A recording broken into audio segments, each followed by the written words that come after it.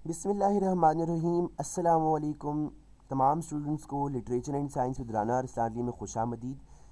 आप सबको एक खुशखबरी के पंजाब यूनिवर्सिटी ने एडमिशन्स का आगाज़ कर दिया है और आज से आप ऑनलाइन एप्लीकेशन फ़ॉर्म फिल कर सकते हैं। तो हम देखते हैं कि किस तरह से आपने ऑनलाइन फ़ॉर्म फिल करना है ताकि आपके फ़ॉर्म फिल में कोई गलती ना हो, इसलिए मैंने ये ट्यूटोरियल बनाया है। तो सबसे पहले आपने क्या करना है कि न्यू टैब पर जाकर pu.edu.pk आप जब इसको लिखेंगे, यहाँ पर एडमिशन्स है अप्लाई ऑनलाइन। जब आप ऑनलाइन अप्लाई करेंगे तो आपको एक ऐसी वेबसाइट मिलेगी। अब पहले तो इन्होंने कंप्लीट इंस्ट्रक्शंस दी हुई है कि admission form is divided into 3 following steps. पहले पर्सनल इन्फॉर्मेशन, एजुकेशनल इन्फॉर्मेशन, फिर एक्सपीरियंसेस और फिर आप अप्लाई कर सकते हैं। उनका कि ये ज़रूरी नहीं है कि आप इसकी हार्ड कॉपी भी यूनिवर्सिटी को भेजें, ये कोई इंपॉर्टेंट बात नहीं है। इसके अलावा आप अपनी एप्लीकेशन को व्यू भी कर सकते, एडिट भी कर सकते एप्लीकेशन को, और इस तरह से कुछ जिनका अभी तक रिज़ल्ट नहीं आया वो पिछले रिज़ल्ट की बुनियाद पर एप्लीकेशन बनाएंगे। रिज़ल्ट अवेटिंग लिखेंगे या एग्ज़ाम नॉट हेल्ड लिखेंगे, तो इन ऑप्शंस पे क्लिक करेंगे। तो जब आपने ये कंप्लीट रीड कर लेना, इसको एक दफ़ा ज़रूर रीड कर लेना है। मैंने ज़रा इंपॉर्टेंट बातें आपको बता दी है। Okay, I have read above instructions. अब मेरे पास फॉर्म आ गया है। सबसे पहले पर्सनल इन्फॉर्मेशन वाला, तो मेरे पास सबसे पहले आ रहा है CNIC नंबर, तो मैं इसको 000000 कंप्लीट कर दूँगा। दोबारा आपने फिर अपना CNIC नंबर यहाँ पर करना है। मैं अपना CNIC नंबर नहीं कर सकता प्राइवेसी इश्यूज़ की वजह से। यहाँ पर अपना नाम लिखना है आपने। तो मिसाल के तौर पर मेरा नाम है राना अरसलान अली, तो मैं वो लिख देता हूँ जी। तो व्यूअर्स, मैंने ये आपके सामने फ़िल कर दिया है। और सिर्फ डेमो मैंने आपको बताने के लिए, जैसे जेंडर में एक नई टर्म है, अगर आप मेल है तो M लिखें, फीमेल है तो F लिखें, अगर आपका क्रॉस जेंडर है तो आप C लिखें। तो अगर हाफिज़ कुरान है, ब्लड ग्रुप आपको पता है, नहीं पता तो आप यहाँ पर आई डोंट नो का ऑप्शन भी नहीं दिया गया, तो आपको पता होना ज़रूरी है। बाकी यूनिवर्सिटीज़ में क्योंकि आई डोंट नो का ऑप्शन भी दिया होता है। उसके बाद यहाँ पर आपके पास, अगर आप फीमेल हैं तो अपने फादर का या गार्डियन का कॉन्टैक्ट नंबर ज़रूर लिखना है। तो यहाँ अपना मोबाइल नंबर लिखेंगे या गार्डियन का कॉन्टैक्ट, गार्डियन यानी आपके फादर है, अगर आपके फादर नहीं है तो कोई भी है उसका नंबर लिखना है आपने। या अपना ईमेल एड्रेस लिखना है, जैसे मैं अपना ईमेल एड्रेस लिख रहा हूँ, क्योंकि इस ईमेल एड्रेस को इसलिए लिख रहा हूँ क्योंकि यहाँ पर मुझे इनका मेल आएगा।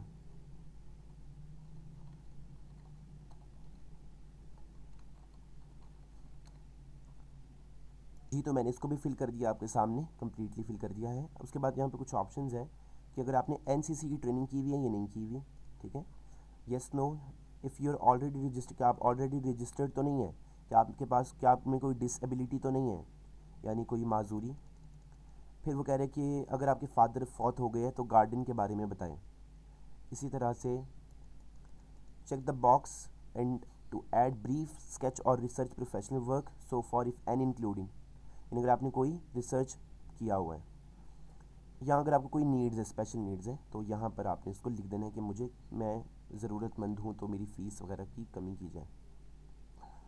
इसी तरह से आगे लिखा हुआ है if you have ever been removed, अगर आपको किसी इंस्टीट्यूशन से कभी रिमूव, एक्सपेल या आपकी एंट्री को बैन किया गया हो तो वो बताए और क्यों किया था इसे। अगर आपने कोई जुर्म किया है तो उसकी वजह बताएं क्या जुर्म था, सॉरी। इसी के साथ साथ आपने बताना है कि क्या आप इससे पहले कभी पंजाब यूनिवर्सिटी में किसी डिपार्टमेंट में एडमिट हुए थे या नहीं। अगर हुए थे तो कंप्लीट डिटेल्स, डिपार्टमेंट का नाम, प्रोग्राम, सेशन और रोल नंबर, वरना आप इन सब चीज़ों को खाली छोड़ के सेव करें। क्योंकि मैंने अभी कम्प्लीटली फिल नहीं किया तो इसलिए सेव नहीं हुआ जी। उसके बाद हमारे पास एजुकेशनल इन्फॉर्मेशन आ गई है। तो इससे पहले मैंने कोई रिकॉर्ड ऐड नहीं किया हुआ, तो ये आपने खुद रिकॉर्ड ऐड करना है। मिसाल के तौर पर आपने मैट्रिक का सबसे पहले रिकॉर्ड ऐड करना है, किस बोर्ड से किया था। जैसे मिसाल के तौर पर मैं लिख देता हूँ कि गुजरावाला बोर्ड से, आप इसको खुद सर्च कर सकते हैं। टाइटल क्या था डिग्री का वो लिखें, ज़रूरी है ये। तो मैं इसको लिख देता हूँ मैट्रिक साइंस, ठीक है, फॉर एग्जांपल ये डिग्री थी। एग्ज़ाम टाइप कौन सा था, एनुअल। पासिंग ईयर क्या था, जो भी पासिंग ईयर था फॉर एग्जांपल। तो जैसे मैंने ये फ़िल किया है इसी तरह से आपने इसको फ़िल करना है और इसको सेव एंड प्रोसीड कर देना है। ओके, अब उसके बाद हमारे पास मज़ीद एजुकेशन इन्फॉर्मेशन आ गई है। तो अब क्योंकि मैंने मैट्रिक के बारे में लिखा था, अब मैं इसको इंटर के बारे में भी लिखूँगा। ये तो स्टूडेंट मैंने इसको फिल कर लिया है, लेकिन इसमें बड़ी इंपॉर्टेंट बात है, अगर आपका रिजल्ट अभी तक नहीं आया तो आप इसको रिजल्ट अवेटिंग पे करेंगे। अगर तो डिक्लेयर हो गया है तो आप उसको डिक्लेयर पे करेंगे।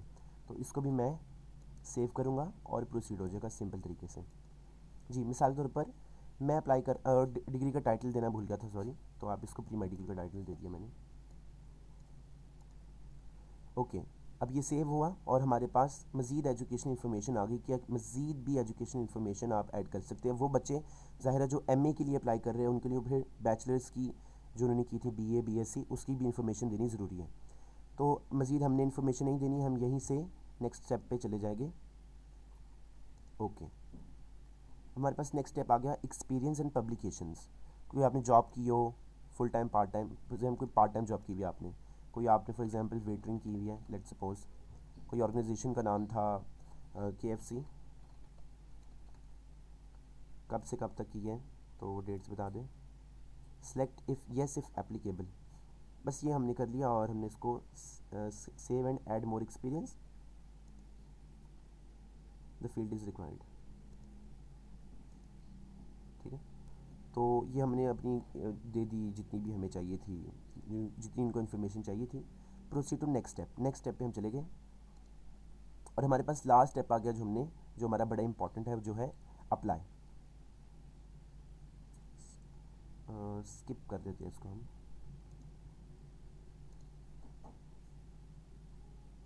जी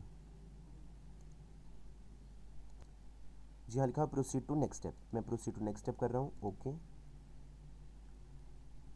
you must be do final submission of your entered information before applying for admission offered programs. You will not be able to edit any entered information after final submission. Click following button to do review final submission. यानी इसमें बस final submission की बात है कि आप do final submission, यानी आपने जो इन्फॉर्मेशन दी थी क्या वो ठीक थी, इसके आप उसमें चेंजिंग वगैरह नहीं अब कर सकते। तो मैं क्योंकि मैंने इसमें अप्लाई नहीं करना तो इसलिए मैंने इसमें कुछ गलत इन्फॉर्मेशन दी थी, तो मैं इसको गलत इन्फॉर्मेशन नहीं दी, वो सिर्फ आपको दिखाने के लिए, कुछ डेमोज देने के लिए, आपको कुछ सिखाने के लिए, ट्यूटोरियल देने के लिए मैंने कुछ ऐसे नंबर्स यूज़ किए ताकि आपको आसानी से समझ आ सके। डू फाइनल सबमिशन, तो मैं इसको फाइनल सबमिशन कर देता हूँ, तो इससे मेरी कंप्लीट डिटेल जो है वो ले लिए। अब ये कोई इन्होंने नहीं पूछा कि आप किस चीज़ में BS करना चाहते हैं, किस मॉर्निंग में इवनिंग में करना चाहते हैं, ऐसा कुछ भी नहीं है। तो बस इन्होंने जो चीज़ें पूछी वो मैंने जवाब दे दिया और मेरी इन्फॉर्मेशन जो है वो आ गई है। तो अब बैक टू फॉर्म एडिटिंग, अगर मैं अभी भी एडिट करना चाहता हूँ और अगर check this box if you agree with all above and want to continue final submission, तो final information as submit information as final, तो मेरी इन्फॉर्मेशन एज फाइनल मैं सबमिट करूँगा। फॉर एग्जांपल ये मैं कर देता हूँ।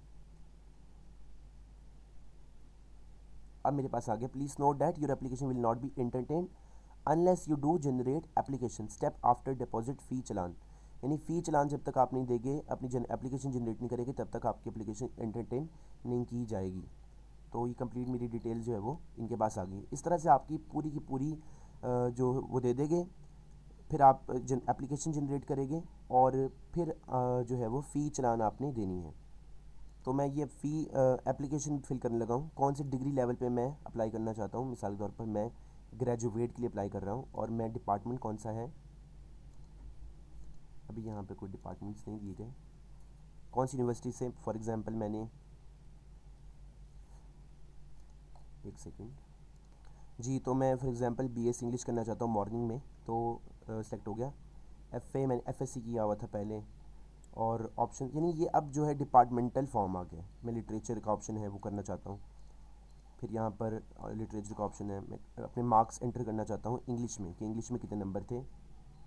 इसके बाद सवाल है, please input the English language subject marks of O level if you belong to science commerce, अगर आप group at A level since English language is not compulsory at A level, तो उसके मार्क्स बताने हैं आपने।